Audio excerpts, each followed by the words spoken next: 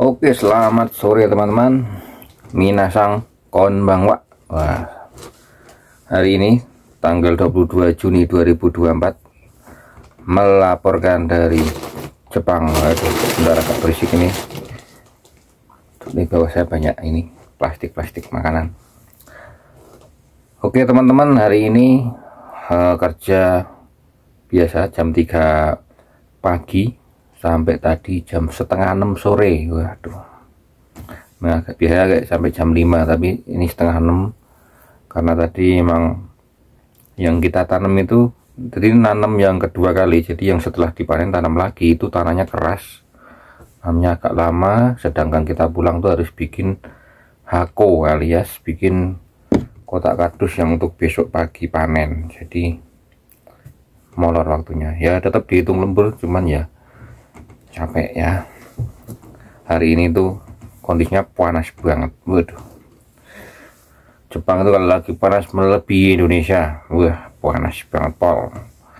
Nah, hari ini aku mau berbagi informasi teman-teman. Ini bukan berita yang baik, tapi ini adalah berita yang apa ya, yang membuat malu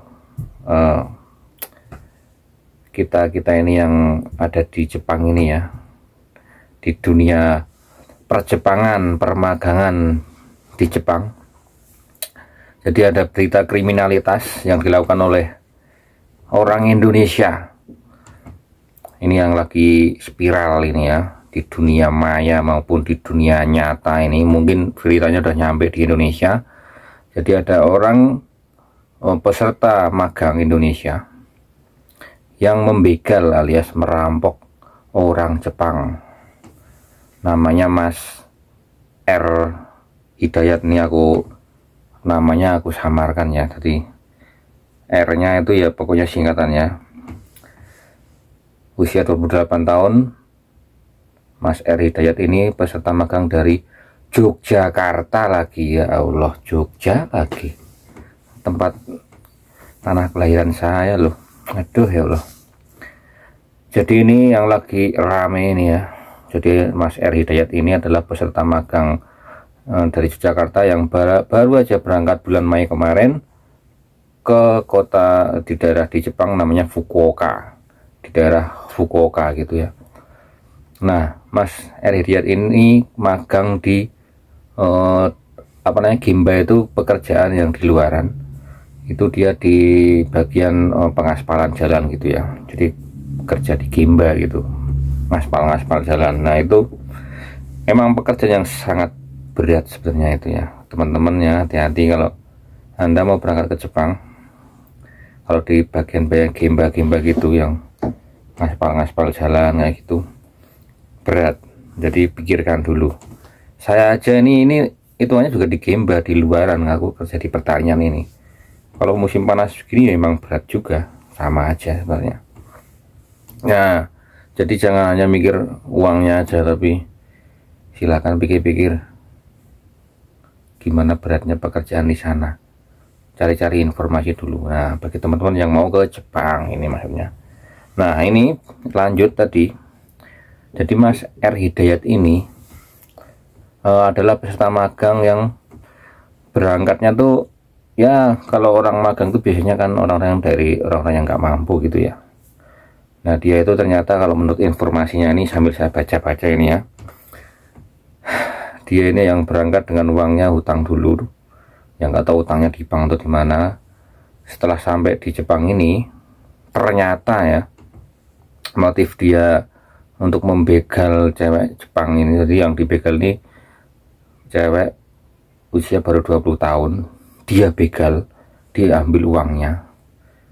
Nah, itu motifnya hanyalah uang, nggak ada motif lain untuk membunuh atau apa yang lain, cuman pengen duit. Jadi ceritanya dia kehabisan uang gitu. Dan begalnya juga sebenarnya kejam juga itu. Jadi dia itu di hari libur nasional kemarin, di hari libur itu peringatan hari laut gitu ya. Dari Jepang itu kan ada macam-macam hari ya, ada hari H, ada hari Ibu, macam-macam. Nah, ini ada kemarin peringatan hari laut itu libur. Nah, itu dia kerjanya juga libur. Akhirnya dia karena butuh duit. Nah dia nyari yang orang-orang yang daerah yang sepi gitu, mau begal orang. Nah kebetulan ada cewek yang baru keluar dari Lawson. Lawson itu kalau di Indonesia kayak keluar dari Alfamart, Indomart gitu ya. Nah dia buntutin dari belakang di tempat yang sempit, langsung dia tonjok mukanya, dipukul sampai itu apa namanya istilahnya itu, pokoknya hidungnya patah. Habis itu dipukul, terus ditutup, kan dia mau teriak-teriak, ditutup mulutnya gitu. Habis itu diinjek perutnya. Wah kejam. Barulah diambil barang-barangnya itu. Barang-barangnya itu hanya kayak dompet aja gitu, diambil terus pulang ke kontrakan dia, ke tempat tinggalnya gitu.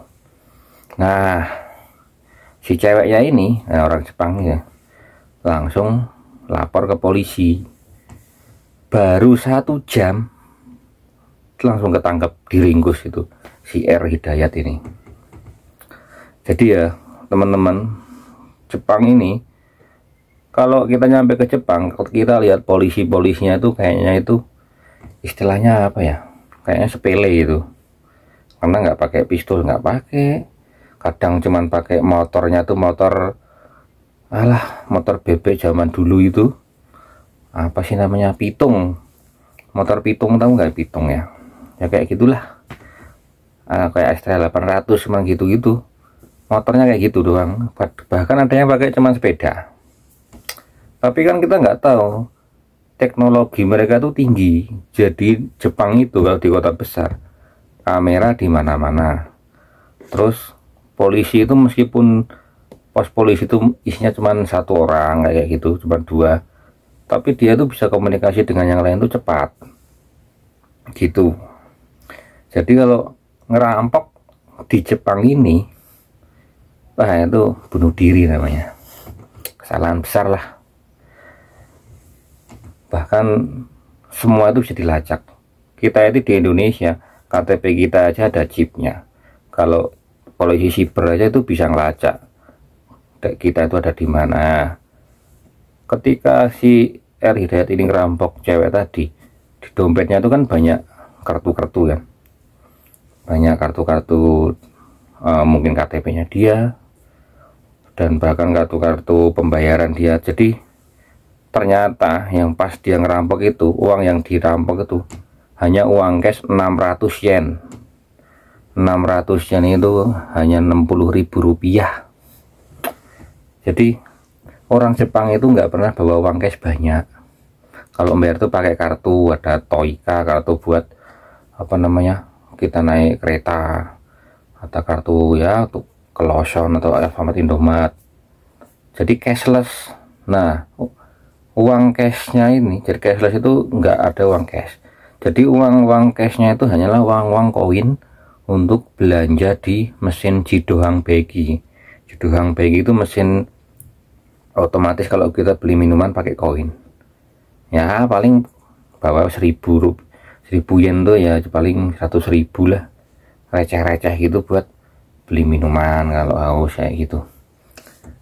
Apalagi yang dirampok usianya masih muda, orang-orang yang tahu teknologi itu loh, yang gak ada duitnya, resikonya gede, udah mencoreng nama baik Indonesia, yang didapat cuman uang 60.000. Ini ya parah sekali. Jadi teman-teman, nah ini yang lagi rame ya, saya ngasih tahu teman-teman, memperingatkan bagi teman-teman yang mau ke Jepang, tolong ya jaga nama baik bangsa kita inilah. Saya aja ini kerja yang kalau musim panas, hari kemarin tuh paling panas dan paling capek menurut kita, karena panennya 2 kali bahkan 3 kali sama panen kayak betsu itu, kobis berat banget, panas berat, keringetan. Kita pulang itu langsung kepala pusing, udah cepet tidur, tapi tetap jam 12 malamnya bangun karena pusingnya masih ada, harus minum bodrek. Nah cuman sekarang ini udah sehat walafiat ini sekarang kita itu meskipun berat tapi tetap kita harus jaga nama baik kan. Istilahnya itu kalau kamu disuruh jalan 1 mil, berjalanlah 2 mil. Maksudnya itu misalkan kalau nanam kita ini 1 jam harus selesai 3 nampan, kalau bisa itu kita 4 nampan selesai. Nah itulah cara kita menjaga nama baik kita aja kayak gitu loh, biar itu membuka jalan nanti teman-teman kita yang di Indonesia yang pengen berangkat ke Jepang, itu kita membuka jalan. Jadi kita membawa nama baik dulu sehingga persepsi orang Jepang tentang Indonesia itu baik. Dan selama ini memang seperti itu, persepsi orang Jepang tentang orang Indonesia itu, orang Indonesia itu baik, gotong royong, semangat, dan nggak pernah kriminalitas, itu sangat jarang sekali, jarang orang Indonesia.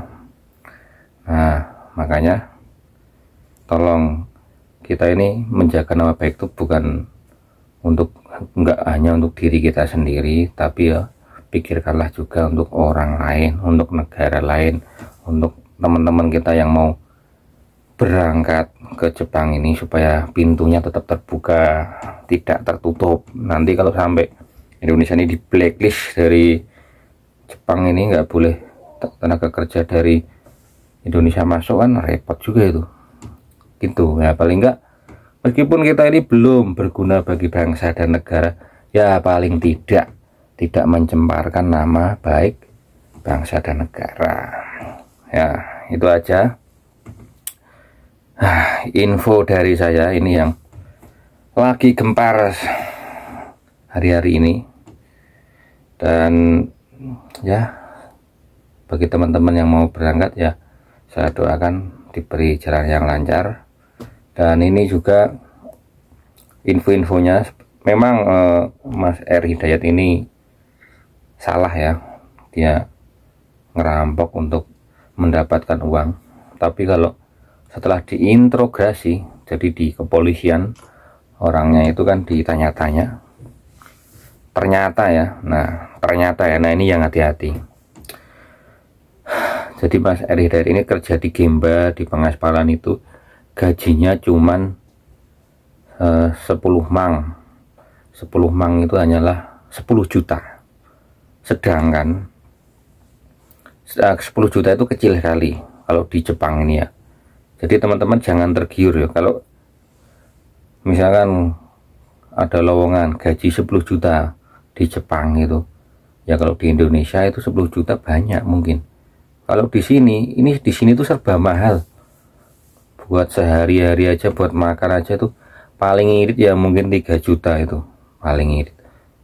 Itu 3 juta itu mungkin baru buat makan dan sebagainya. Belum kalau aku ini cuman buat bayar uang apa ini, kontrakan alias apa tuh ya, apartemen, tempat tinggal, gas listrik air itu aja udah 2.100.000. Lah belum buat makan, 5 juta bisa habis.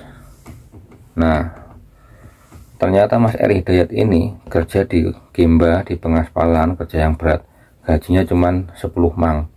Sedangkan yang harus dikirim ke Indonesia untuk bayar utang, untuk modal ke sini itu 9 mang atau 9 juta rupiah.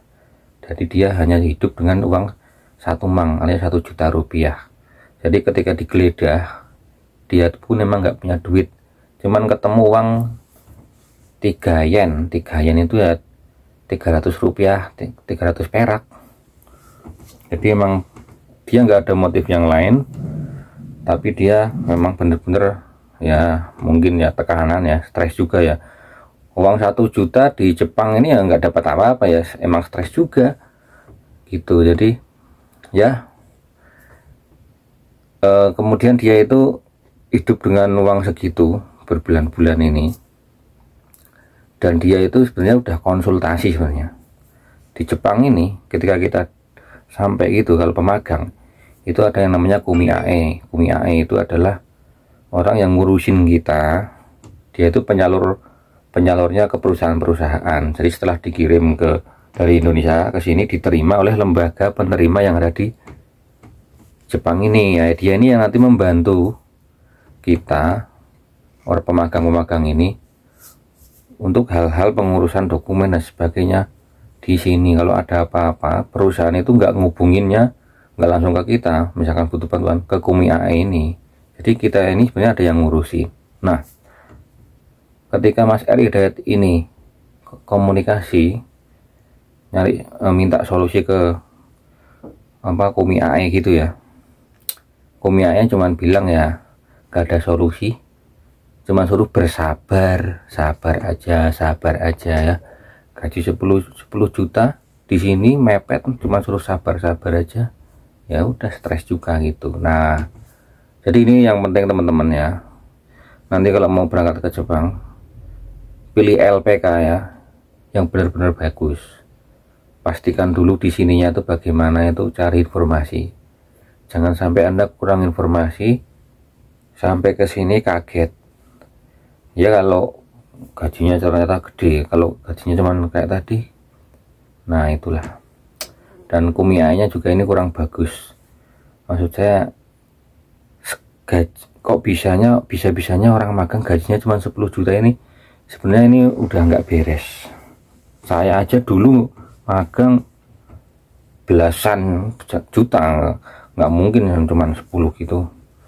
Nah ini udah nggak beres sebenarnya. Jadi banyak mungkin LPK atau Kumi AE ya, saya nggak jelek-jelekan LPK itu banyak yang bagus, cuma kebetulan ini ada yang Kumi AE ya bagus-bagus, memang kebetulan ini ada yang jelek. Nah jangan sampai teman-teman nanti dapat yang jelek-jelek kayak gini, yang nggak ngurusin teman-teman. Jadi kalau minta solusi nggak dikasih solusi. Jadi Kumi AE cuman dapat uang fee dari perekrutan teman-teman aja. Jadi orang-orang yang kesini kan fee-nya itu gede buat Kumi AE. Nah Kumi AE cuman mau duitnya tapi nggak mau ngurusin. Nah itu loh maksudnya. Kayak gitu.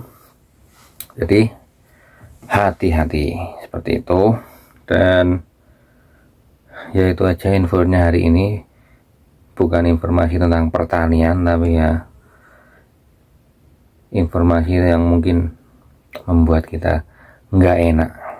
Tapi ya perlu saya sampaikan, mungkin buat sharing-sharing supaya teman-teman juga tahu kondisi ya, tahu berita terkini hari ini.